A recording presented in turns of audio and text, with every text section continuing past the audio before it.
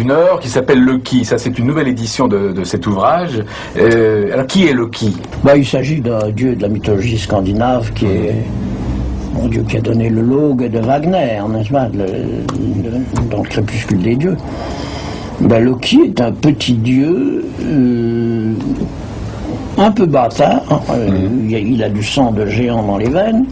Et il est à la fois nécessaire aux dieux et il leur joue des tours. Oui, c'est un farceur, un menteur. C'est un farceur, un menteur, mais en même temps une providence, car il est plus intelligent que la plupart. Alors ça va très bien pendant un certain temps, ils se jouent des tours les uns aux autres, ils sont tantôt au cœur. Et puis un beau jour, ils commettent un grand crime. Il est la cause, c'est lui qui imagine et qui réalise un scénario qui permet de tuer le dieu de l'avenir, le dieu sur lequel la société divine pouvait compter pour s'améliorer. Un dieu qui avait en lui toutes les vertus, mais, dit le texte scandinave, dont les paroles ne portaient pas, ne tenaient pas. On peut toujours espérer que, comme c'était le fils du grand dieu, il régnerait un jour. Eh bien, il l'a tué, il l'a fait tuer. Et à partir de ce moment-là, la société divine était condamnée, et en effet, ça a été le crépuscule des dieux, la fin du monde. Et la même chose se retrouve, non pas en termes de théologie, mais en termes d'épopée, dans l'épopée populaire de ces Ossettes. Là, il y a le dieu équivalent à Loki s'appelle Sirdon. C'est pas un dieu, c'est un héros. Ah, c'est un héros celui-là. Donc nous avons de l'épopée qui équilibre une mythologie. Mais alors qui copie sur l'autre? Mais probablement c'est un héritage commun, n'est-ce pas? Je pense que les Indo-Européens, il faut faire intervenir quelques éléments indiens pour en avoir la probabilité, car on n'obtient pas la certitude.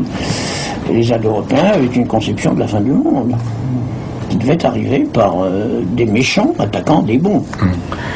Ce qui est le sujet d'un grand poème dans l'Inde. Alors aussi, autre livre que vous avez apparaître, c'est le Mahabharata. Oui, alors ça c'est une épopée indienne, mais qui revient très souvent dans vos œuvres.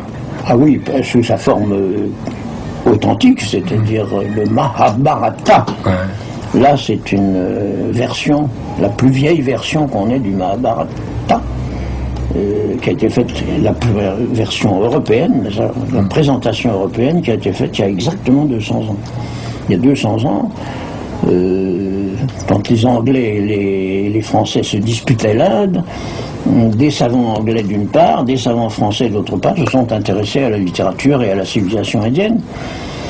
Et alors paradoxalement, c'est un Suisse, un descendant de Huguenots, parlant français et écrivant correctement français, mais qui était au service des Anglais contre les Français. Le colonel de Polier. Le colonel de Polier, un Suisse de Lausanne, descendant de Huguenots français, qui, après 30 ans de campagne, s'est intéressé à la littérature, a trouvé un très bon informateur et a donné un résumé qui reste excellent. C'est la meilleure introduction qu'on ait au Mahabharata. Ouais. Car le Mahabharata, c'est une épopée fleuve. L'Iliade et l'Odyssée seraient des petits épisodes dans le Mahabharata. Ça a été écrit au fil des siècles. Au fil des siècles, mais c'est